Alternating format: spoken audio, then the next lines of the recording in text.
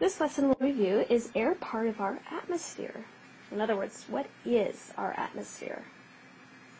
As you can see, our atmosphere has actually several layers, 5 of them.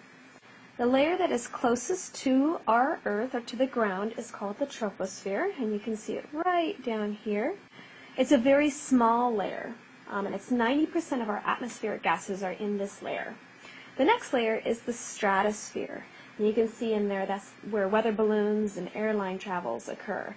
It's pretty thin, and this is also where our ozone layer is. And remember, ozone are 3 oxygen molecules, and that's where that sits in our stratosphere. The next layer that we encounter is our mesosphere layer. And you'll notice that between each layer, there is a separator. For example, the stratopause or the mesopause, and that indicates that there's a separation in that atmospheric layer. And the mesosphere layer is where meteors happen. And the mesosphere, let's see, interesting fact about the mesosphere is it's also where the meteorites come in, and we have sprites, which are jellyfish-shaped flashes of red light, sometimes associated with thunderstorms. Okay? Now, the next layer that we have is our thermosphere. And we're going to talk more about the temperature in the next slide, but for now, in our thermosphere, it's where the aurora happens and where shuttles fly. The thermosphere area also has elves, expanding disks of light associated with some thunderstorms. The last layer, the layer that's closest to space, is the exosphere layer.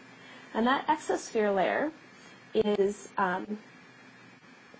Earth's gravitational influence gradually diminishes as this layer transitions to outer space. So let's have a look at how temperature changes in these occur in these different layers.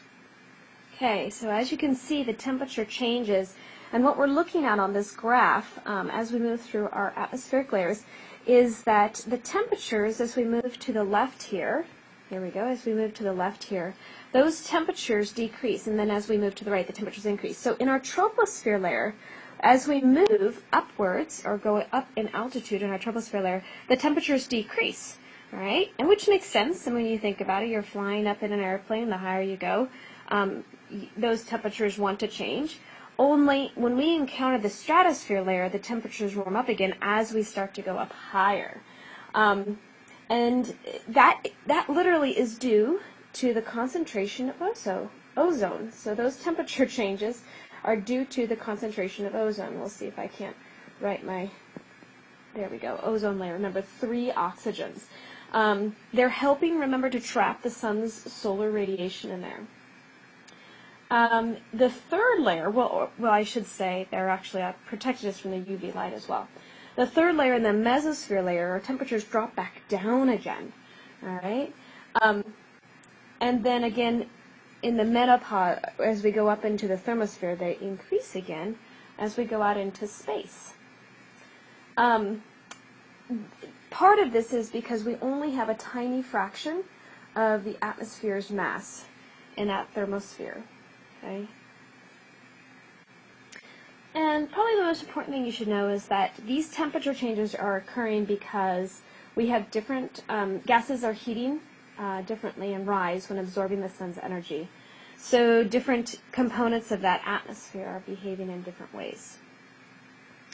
Let's have one more look at what happens when the sun's energy comes into those atmosphere layers. And if you remember right, we talked about how in the stratosphere layer, okay, and I'll just put strat, in the stratosphere layer, this is where our ozone comes in. And I wanted to be very clear on what happens to the ozone molecules. And you can see oxygen molecules are photolysed, yielding 2 oxygen atoms.